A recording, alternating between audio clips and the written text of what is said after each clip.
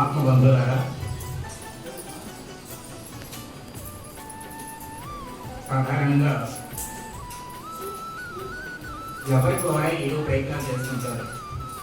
ఈ ప్రయత్నం చేయడం తప్పు కాదు, కాకపోతే కొన్ని సందర్భాల్లో మన ప్రయత్నాలు విఫలం కావచ్చు. అప్పుడు ఏం చేయాలి అనేది మనం కొంచెం ఆలోచించదగ్గ విషయం. చిన్న మాట ఏంటంటే, ఒకసారి తండ్రి కొడుకులు వచ్చిన పనిలో ఉన్నారు. తండ్రి గట్టుపై కూర్చున్నాడు. కొడుకు పని చెప్పాడు, నాన్న ఆ రాయి వచ్చి పక్కకు తీసేస్తావా అంటాడు.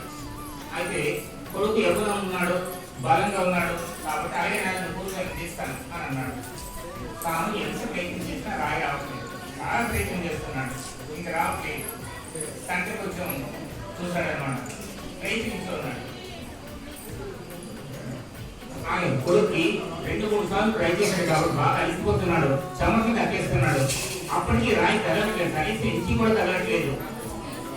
ఇంత ప్రయత్నం చేస్తానన్నా, నువ్వేం తగలంటున్నావు, ప్రయత్నం చేయకుండా వదిలిస్తాననుకున్నావా, ఇది దూరం అనుకున్నావా చేయడానికి, రాయి కదా అంటాడు. ఇంకా ప్రయత్నం చేయంటాడు. కొడుక్కి కోపం వస్తుంది అనమాట. గట్టిగా కోసం అలాగే చెప్తాను అని అంటాడు అనమాట. అయితే కాదైనా ఇంకా ప్రయత్నం చేయి, మళ్ళీ అదే మాట్లాడతాడు. కొడుకు అర్థం కాలేదు, ఏంటి అన్న నేను చేసింది ప్రయత్నమే, నేను తీవ్రంగా చేస్తున్నాను, కానీ రాయి మాత్రం లేవట్లేదు. నువ్వేం చెప్తున్నావు నాకు అర్థం కాలేదు, ప్రయత్నం చేస్తున్నాను. ఆ ప్రయత్నం చేస్తున్నాను కదా అంటాడు. నీ ప్రయత్నంలో నేను కూడా ఉన్నాను కదా, నన్ను మర్చిపోయావా అంటాడు తండ్రి. నీ ప్రయత్నంలో నేను కూడా ఉన్నాను కదా అంటే, చాలా మంది కృషి ఒక్కటే అనుకుంటారు, కానీ కృప లేకపోతే కృషి పని చేయాలి. పొలంలో పంట వేయవచ్చు, తుఫాను కానీ సునామీ కానీ వస్తే పంటలన్నీ పోతాయి. షాపింగ్ పెట్టచ్చు, కస్టమర్స్ లేకపోతే షాపింగ్ అవుతుంది. కాబట్టి కృషి నీది, కానీ కృప లేకపోతే వ్యాపారం కాదు. అక్కడ కృప అనేది కస్టమర్స్ వచ్చేలా చేసే భగవంతుడు. వ్యాపారం పెట్టడం నీ వంతు, షాప్ తెరవడం నీ వంతు, కానీ కస్టమర్స్ రావడం అంటే భగవంతుడే వంతు. అలాగే ప్రయత్నం చేయి అంటే నీ ప్రయత్నం అనుకున్నావేమో, నేను కూడా ఉన్నాను అని అంటాడు.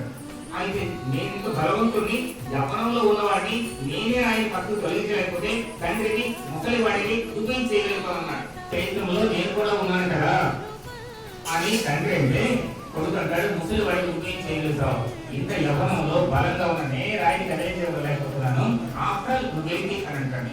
ఆయన ఇది కేవలం కండబలమే, నాది బుద్ధిబలం. ఇది కేవలం కండబలమే, నాది బుద్ధిబలం అంటాడు. అదే ఏం బుద్ధి నీ బుద్ధి అని అంటాడు. సరేలే, నన్ను రమ్మంటావా, నువ్వే చేస్తావా అని అంటాడు. సరే రాయితే ఏదో బుద్ధిబలం ఉన్నాం కదా రా అని అప్పుడు కొడుకు కోపంతో అంటాడు అన్నమాట. అప్పుడు తండ్రి దగ్గరికి పోయి ఒక గుణకం తీసుకొచ్చి ఆ రాయి కింద పెట్టి దాన్ని గుణకం కింద మరొక రాయి పెట్టి దాన్ని పైకి ఎక్కమన్నాడు. వెంటనే రాయి ఇది దొరికిపోయింది.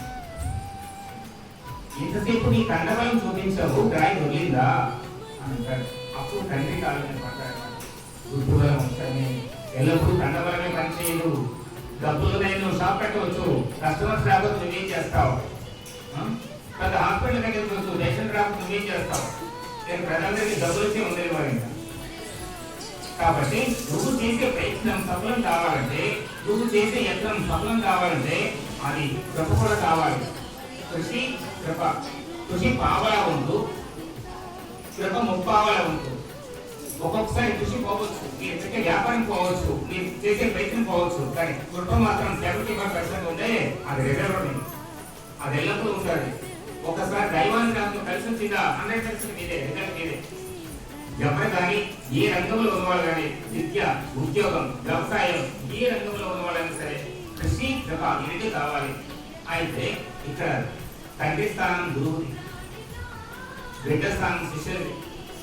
శిష్యులు నేను రోజు గురువుగారు పూజలు చేస్తున్నాం, గురువుగారు జపాలు చేస్తున్నాం, గురువుగారు ఇంటర్వ్యూ చేస్తున్నాం ఇవన్నీ అంటుంటారు. కానీ మేము అనుకుని అవ్వట్లేదు, మాకు ఎక్కడ మరి పేజీలు వస్తుంది. అక్కడ తండ్రి స్థానంలో ఉంచితే గురువుని తప్పకుండా తప్పుకుంటాం. ఎందుకు భూమి మీద ఆకాశం నుండి గంగా కింది జాలి పడితే భూమికి తట్టుకునే శక్తి లేదు, భూమి ధ్వంసం అయిపోతుంది. కాబట్టి గంగ వచ్చేటప్పుడు చెప్తుంది, నేనైతే భూలోకానికి రావడానికి సిద్ధమే, కన్యాకుమారి తపస్సుకు మెచ్చి వస్తాను, కానీ నన్ను తట్టుకునే వాళ్ళు ఎవరు? అప్పుడు శివుడు ప్రార్థించి తపస్సు చేసి ఆయన మెప్పించి, శంకర ఈ తలలు చేసి దాన్ని జడల ద్వారా భూపైకి గంగను పంపించు అని అంటారు. అలా కాస్మిక్ ఎనర్జీ ఏదైతే ఉందో భగవంతుని యొక్క శక్తి చాలా మంది అంటారు అనమాట. దేవత టెంపుల్కి వెళ్తారు, చాలా మంది టెంపుల్కి వెళ్ళి దేవుడికి ఎర్రగొని నమస్కారం చేస్తారు. ఎర్రగొని నమస్కారం చేస్తే ఆ శక్తి తట్టుకోలేరు. అందుకే మీరు ఏ దేవాలయం చూడండి, శివాలయంలో ఈ నంది ఉంటుంది, రామాలయంలో విష్ణువాలయంలో గరుత్మంతుడు కానీ ఆంజనేయ కానీ ఉంటారు ఎర్రగా. ఎందుకంటే ముఖాముఖి దృష్టి మీరు తట్టుకోలేరు. ప్రతిష్ఠ టైంలో కూడాను అర్థం పెడతారు. స్వామివారి కళ్ళు విప్పేటప్పుడు విగ్రహం చేసినప్పుడు ముందుగా అర్థం పెడతారు, స్వామిని చూడాలి, ఇంకెవరు తట్టుకోలేరు. అక్కడ నది కూడా పని కాదు, ఎర్రగా అర్థం కూడా పెడతారు. స్వామి విగ్రహాలు కళ్ళు విప్పేటప్పుడు మనకి ప్రతిష్ఠ చేసాం, మీరు చూస్తారు. అలాగే కాస్మిక్ ఎనర్జీ ఏది ఉందో మీరు పూజ చేసేటువంటి యంత్రం ద్వారా కానీ విగ్రహం ద్వారా కానీ డైరెక్ట్ గా మీకు రాదు, వచ్చినా తట్టుకోలేదు. ఇంకా మీకు మరొక వ్యక్తం లేదంటే, మీ దగ్గర సెల్ ఉంది, మీ ఇంటి పైన మీ ఆయన ఉన్నారు, మీ వాళ్ళు ఎవరు ఉన్నారు, పక్కనే పక్క ఇంటి వాళ్ళకి ఫోన్ చేస్తున్నారు, పక్కనే కదా అని చెప్పి టవర్ లేకుండా వితౌట్ టవర్ నేను చేసిన కాలు టవర్కి వెళ్ళి టవర్ నుండి మీ పక్క ఇంటికో లేదు మేడ మీద ఉన్న వాళ్ళకు ఫోన్ వెళ్తుంది. అలాగే టవర్ లాంటి వాడు గురువు లేకుండా దైవాన్ని డైరెక్ట్ గా అయిపోతుంటే ఎక్కడ సంభవం కాదు. అది గురువు అయిపోయింది. మధ్యవర్తిగా మూడో వ్యక్తిగా రాని నీవు బ్రహ్మము లేటే ఉండాలి.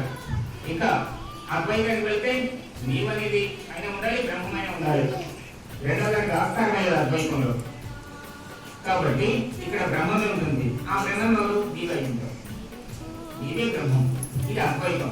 కాబట్టి ఇలా మనం ఆధ్యాత్మికంగా పరమాత్మ అనుగ్రహాన్ని పొందడానికి గాను ఆత్మసిద్ధి కలగడానికి గాను ఏదైనా ప్రయత్నం మనం చేస్తూ ఉన్నా మన ప్రయత్నంలో సగ భాగం కంటే ఎక్కువ గురువు శక్తి ఉంటుంది.